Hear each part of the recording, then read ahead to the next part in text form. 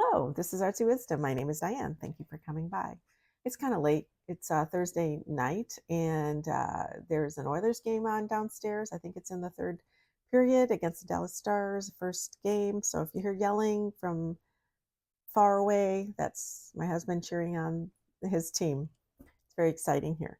So as I said before, I was going to channel Diana, Princess Diana, and see what she thought about Harry and Meghan, William, Charles, the whole royal kit and caboodle. And so I'm going to do that. I also looked in Jennifer Lopez and Ben Affleck's situation. There's gossip and rumors that they're on the rocks and the marriage is ending.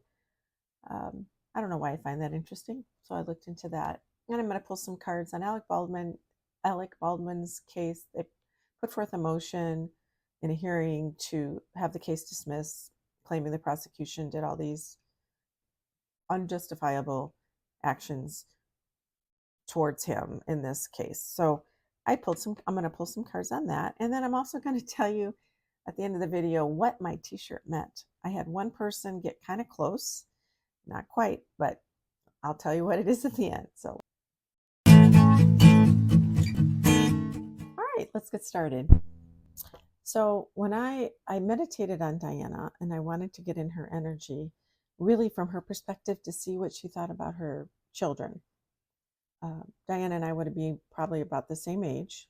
And like I've said before, sort of grew up, my kids are similar to Harry and William's age, not quite that old, but so I feel kind of close to them. Anyway, I went into her energy and I first decided to think about, I ended up seeing her as a dessert. I know that's kind of a theme here, but what I did was I saw her, I immediately thought of banana baby food, the little Gerber baby food jars, the banana.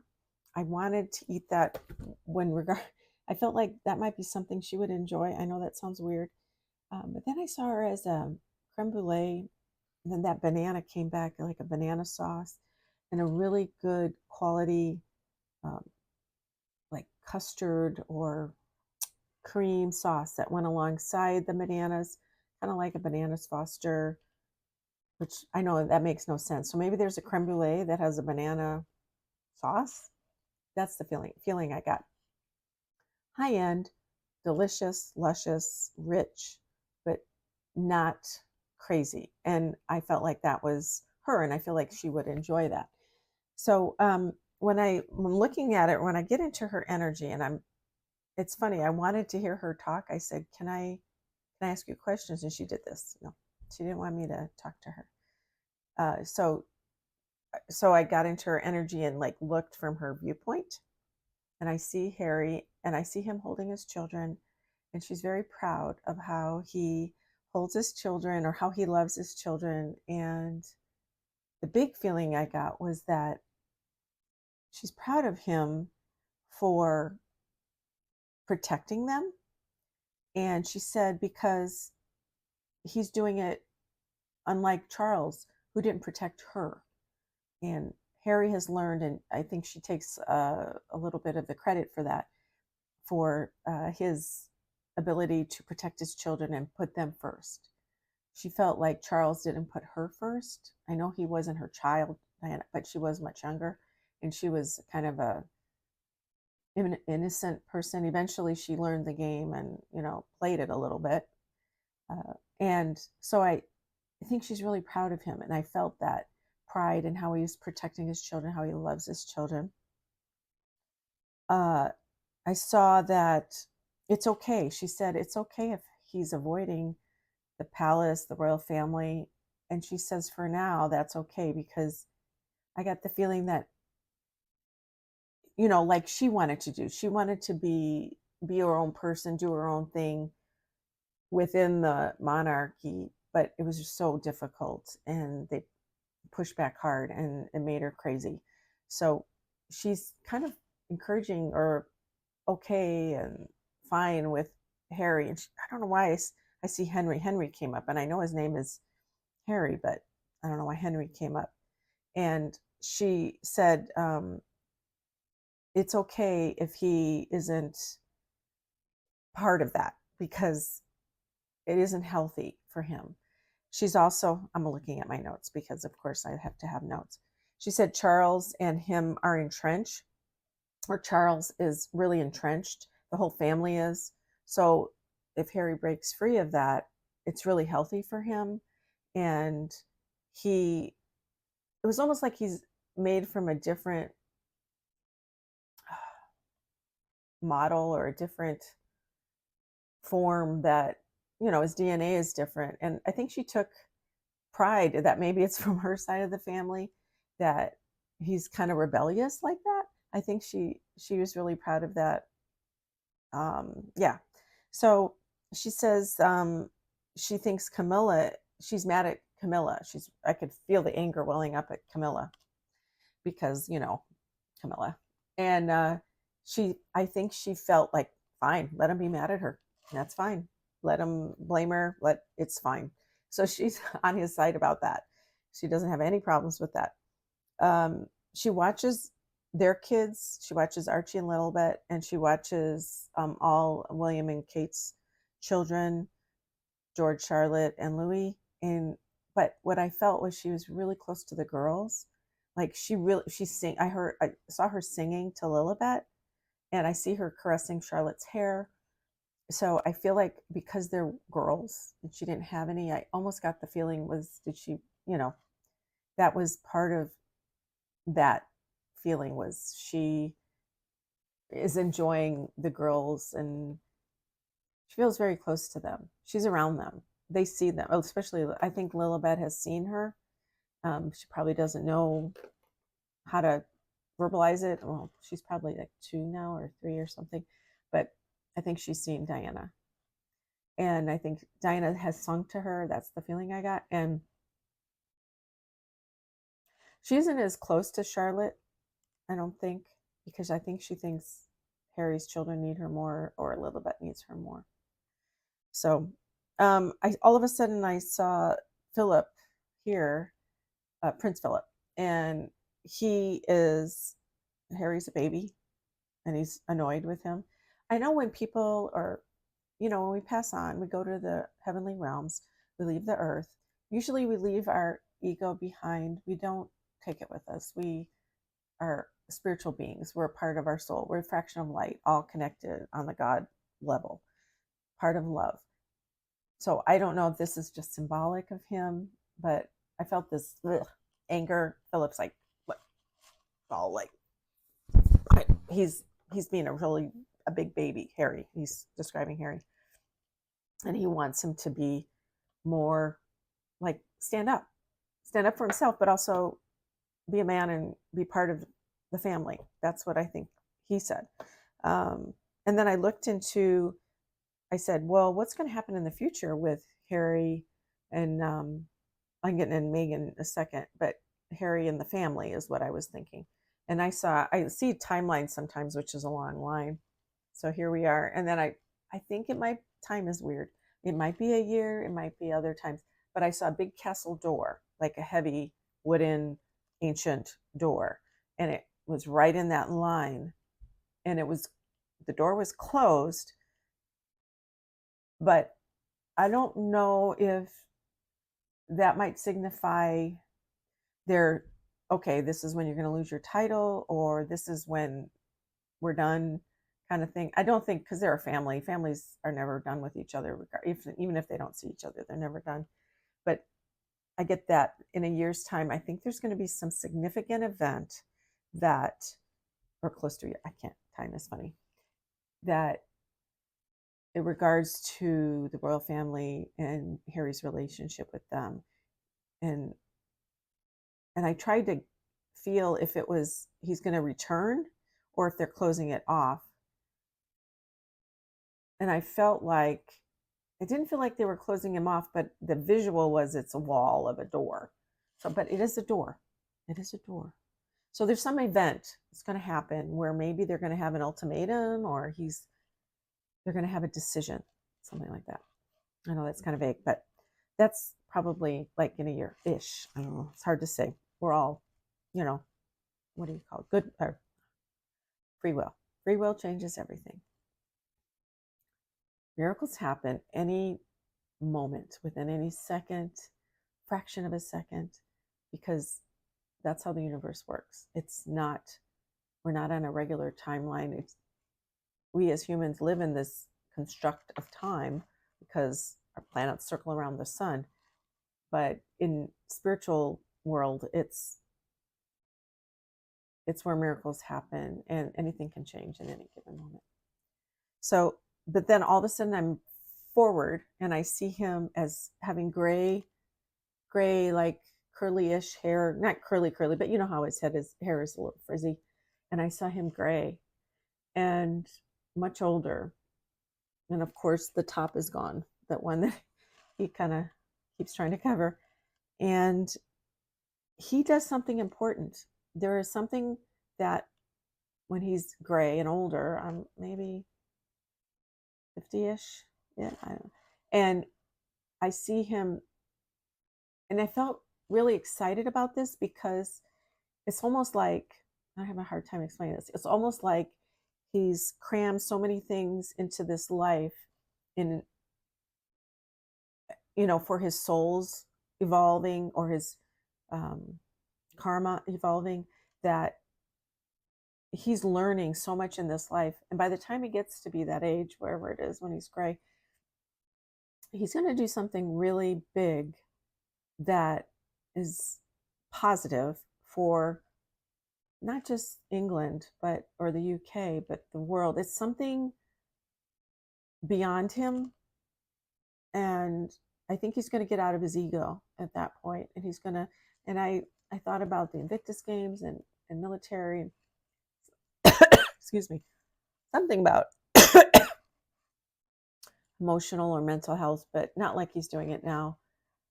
It almost felt like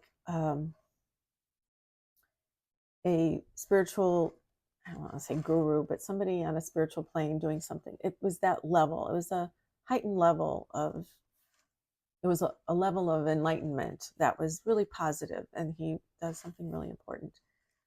And I felt really good when I saw that. And let's see. Megan, I asked about Megan because I kind of wanted to say, so Diana said that Harry had a hole in his heart. He has a hole in his heart, and she filled it. But she's abusing his love. She said that she is like pulling the strings in his heart, and like it's an instrument.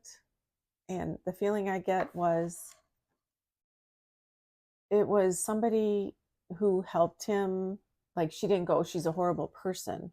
It was more, they weren't a good fit for each other. She just is abusing their relationship, and she's abusing his love. That's the feeling I got. Well, that's what Diana was telling me. Let me read this. And then she said, he should have found an English person, not in the royal circles, somebody more on the common level for him. That's what she says she thinks he would have enjoyed more. Somebody not as different, but enough different. And then, I'm sorry. And he couldn't pick a good spouse. That was the issue.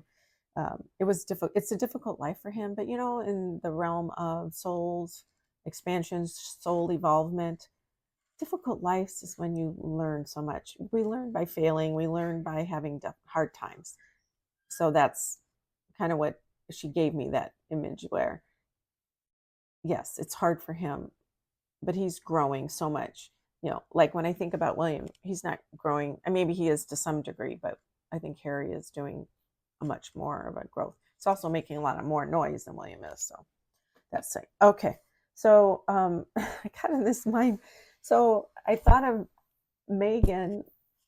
This is I thought of her as an angel food cake, but angel food cake is very light, the kind you buy at a grocery store, not the kind anybody would make at home or maybe at a restaurant, but the kind you buy at a grocery store in those plastic containers.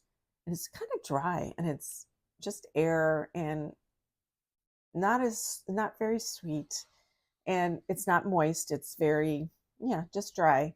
And I see him as a bunch of fruit, like cut up strawberries, um, maybe some other berries, like maybe not raspberry, maybe raspberry, strawberries, but in a glazy stuff. So when on the angel food cake, alongside some whipping cream that he brings along, they together, it's a lovely dessert.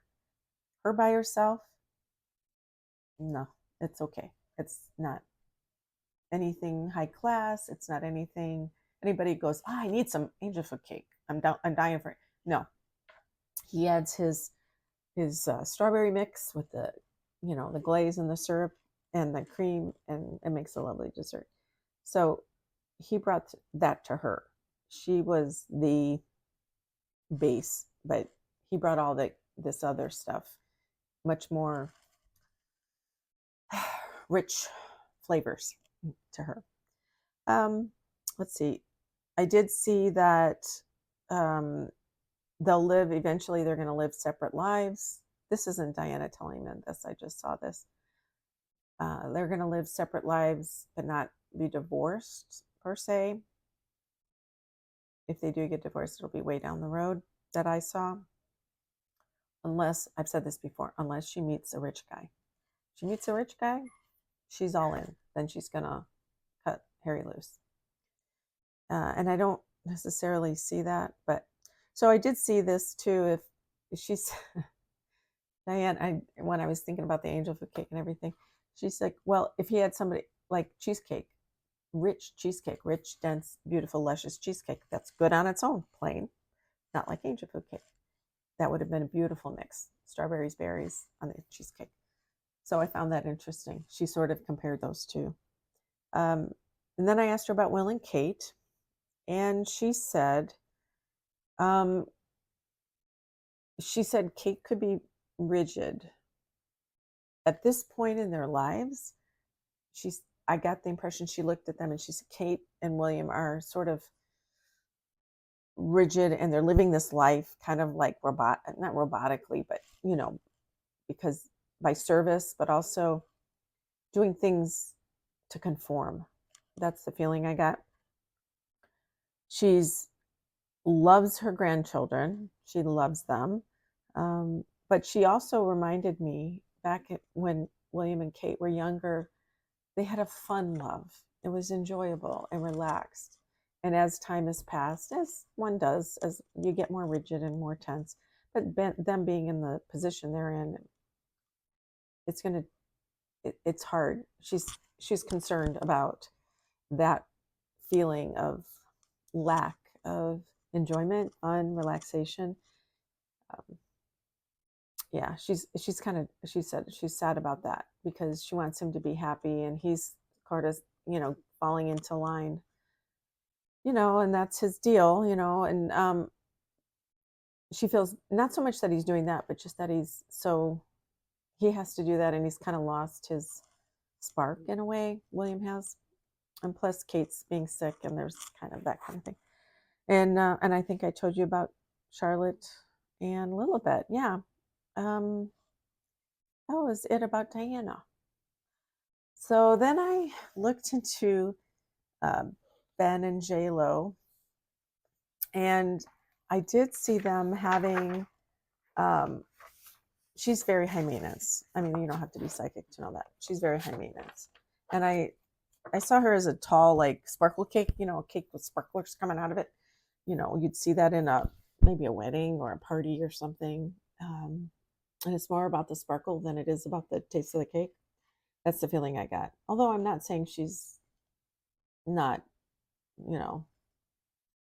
got any depth, which I think she definitely does. I'm just saying that's the picture I got. And she said he's high maintenance. Well, not Diana, but now I'm going into meditation.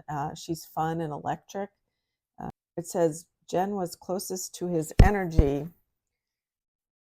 This Boston guy, they have a good rapport. And what's very interesting is I saw them as in a past life, they were urchins on a street. They were homeless little children. They were in Asia somewhere, Asian children. I saw them dirty, and they were on the street and basically starving. and they were helping each other out. They were finding food for each other. And I mean, they were like 4 and 6 or 4 and 5. I mean, they were little and they were having to fend for themselves, and they helped each other, and there was a bond there. So they sense this bond of commitment and responsibility to each other. And this life, I think there is more of a, they've all lived their lives, because that particular life, that Asian life, I don't know how long ago it was. It felt like it was early 1900s, 1800s, something like that. It could have been any time. But I see them meeting in this life to enjoy the lushness, their abundance, prosperity. But everybody goes through their different karma. So her soul has learned different things before, and his has too. So he's come into this life, and I know he's an alcoholic, and he's had different issues, because I think probably him having to deal with this abundance and feeling of openness from, and compared to that life when there was nothing from that Asian life, or I don't know the word to say, when they were children together. So I looked from her perspective at him, and I saw her, there's a deep love there, but she wants him to be different. And I think he's at a different place in his evolving on a soul level, and he wants her to just be and relax. But she's so driven. She is not able to appreciate all that. She wants to just get more and more. Like, we have a dog, Tinkerbell. I got her as a stray when I was working at the Homeless Resource Center for the youth in Phoenix. And I wasn't working, excuse me, I was volunteering. But with homeless youth, they need a family. They always want a family. So they pick up dogs, and they love dogs, and dogs are family. But a lot of times dogs get hit, or they just don't have the means to take care of the dogs. So there was this tiny little wagon tail Tinkerbell, and she, well, we didn't name her Tinkerbell, but that was this little dog following these guys back into the alley. She was found, she kind of hung out in this carport in the alley, or across the alley behind the building. So guys would go out there and smoke and see her, and she came in the building and stuff. And this resource center had, like laundry facilities and lockers, and they had social workers and different ways to help people. But depending on what they wanted to do, there were incentives for them to help themselves. Anyway, this little dog was adorable, and the director came to me, and she said they want to take this dog, this little dog on the street with them. And she said, can you take it and foster it, because we know she probably won't make it out there, it would be too dangerous. And I said, okay. So Tinkerbell was a little scrawny thing. Maybe I'll put her picture here. And there is not enough food in the world for her, because she was hungry. She's always hungry. And she will sit by the bowl every day. And that little girl is just the sweetest thing, but it feels like she'll never get enough. And that's the feeling I got with for Lopez. It's not about food for her, but it's more about accomplishing, or feeling like she will. It seems like there's so much. It's like she wants to take it all in. There's so much. She wants to take it all in. And that's the feeling. And I think he has gotten to the point through his soul's traveling that he's okay with where he is now. And he has his moments. There's a lot of resentment between both of them. But he can only give her so much. And she needs more. And he wants her to be settled, and she can't. And this is just what I'm feeling. No idea. And they both, and I saw that. Yeah, but the other feeling I found was that regardless of if they stay married or not, this is part of their karma, and they're working it out, and they're learning and experiencing each other. And next time around, they'll maybe do it different, or not at all, whatever it is. But that's how it goes. Yeah. I think they really have a bond, but I think it's just happened to converge in Hollywood. And if they were just people on the street, it would look different. Yeah, I don't know. Anyway, all right, so I'm going to pull some cards on Alec Baldwin's attempt to get his case dismissed. New Mexico, that case where he was indicted for manslaughter, no, negligent manslaughter something, or negligent use of a weapon or something like that. Several things, I think. I watched the Hannah Gutierrez trial. The lady who was a young woman who was the armorer for the set, she was convicted. But the prosecutors in New Mexico are very higgledy-piggledy. They're like not as straightforward, and I think that's they've indicted him, then they dismissed the indictment, and then they decided to do it again in another way, and it's been kind of a gong show. All right, Alec Baldwin. Well, your case get dismissed. He is, I remember getting in his energy, he's like, very talky. Okay. Ace of Cups, the Emperor, the Empress. I think the judge is supposed to make a decision here this week or maybe early next week. Okay. Queen of Wands, is that maybe that's the judge. It's a woman, the judge, if I remember right, because it's the same one from the other. Well, you get it dismissed. Death. Yes. I mean, death in this situation is the end of cycle. It's good. I mean, good for him. The Devil. What does that mean? Okay. Okay, so how I would interpret that is, well, this card is so pretty. I'll just show it to you. This is the Death card. I mean, it doesn't look like, it looks like a rebirth, really.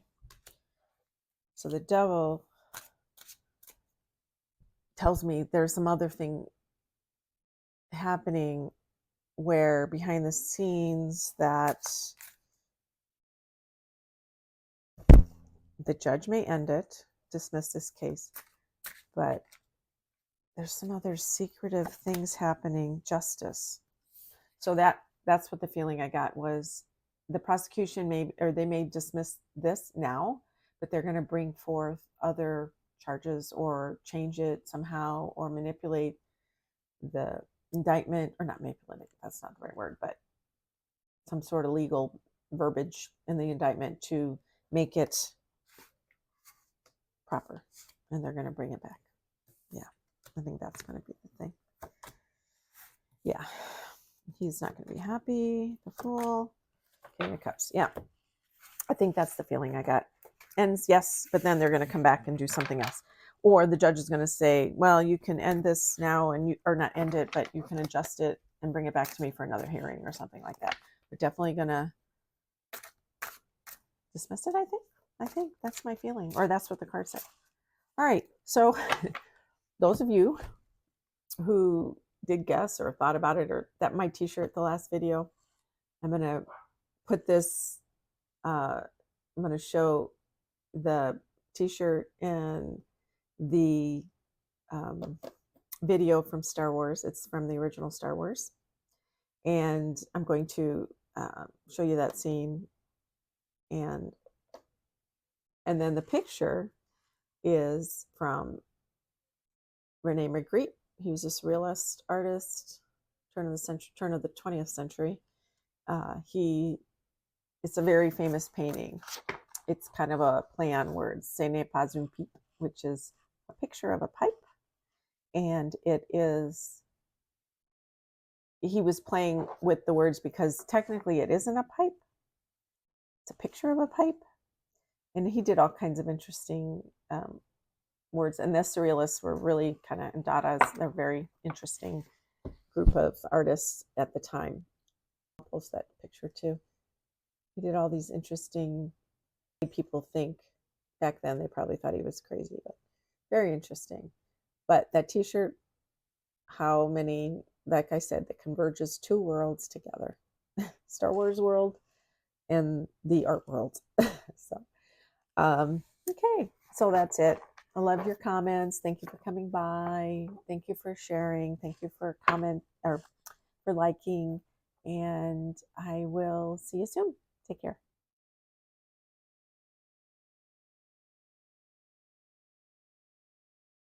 Okay.